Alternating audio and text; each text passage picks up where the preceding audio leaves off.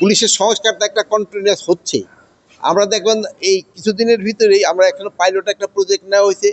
আপনারা সবসময় বললেন জিডি এবং ওই সে এই মামলা পুলিশ নিতে চায় না, এই জন্য এটা অনলাইনে দিতে পারবে। সিলেট রিজনে কিন্তু আমরা অলরেডি শুরু করে দিচ্ছি সিলেটে। এটা পুরো বাংলাদেশে আমরা শুরু করে দিবে। যেমন আমরা দেখছেন এখন পাসপোর্টে পুলিশ ভেরিফিকেশনের দরকার পড়ে না। এইরকম এই ইসের জন্য আপনারা এই জিডি করতে, তারপরে করার জন্য, ওই মামলা করার জন্য আপনাদের থানায় আসতে হবে না।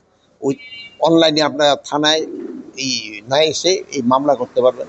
প্লাস আপনার ওই যে আগে আপনার পরে যে রিমান্ডে নিয়ে যে জিজ্ঞাসাবাদ করার জন্য আমরা কাচের মতো ঘর করে দিব, যেমন অন্যেরও দেখতে পারবে যে তার সাথে কীরকম কোনো খারাপ আচরণ করা হচ্ছে কিনা, এইসবগুলো করা হচ্ছে।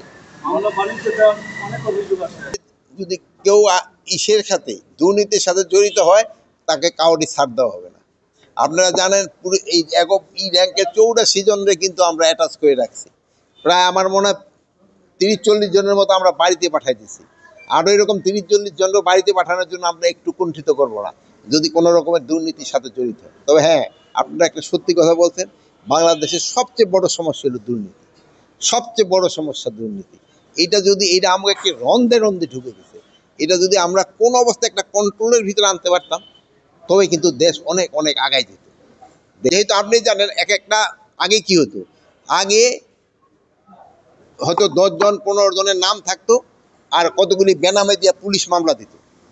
আর এইবার হয়েছে কি, আপনারা মামলা দিচ্ছেন, 10 জন 15 জনের নাম দিচ্ছেন, 200-250 বেনামি লোক দিচ্ছেন। এই জন্য কিন্তু ইনভেস্টিগেশনও দেরি হয়ে যাচ্ছে। এই জনগণের কতগুলি অনেক, হ্যাঁ, এর ভিতরে অনেক দোষী আছে, অনেক নির্দোষী লোকেরও আপনার সে আসামি করে দিচ্ছে। এই জন্য কিন্তু ইনভেস্টিগেশন দেরি হচ্ছে। এই জন্য আমরা দেখব যে দোষী তারা আমরা শাস্তির আওতায় নিয়ে আসবো, আর যে নির্দোষী, যে নির্দোষ, সে যেন কোনো অবস্থায় সাজা না পায়, এই ব্যবস্থা আমরা করব।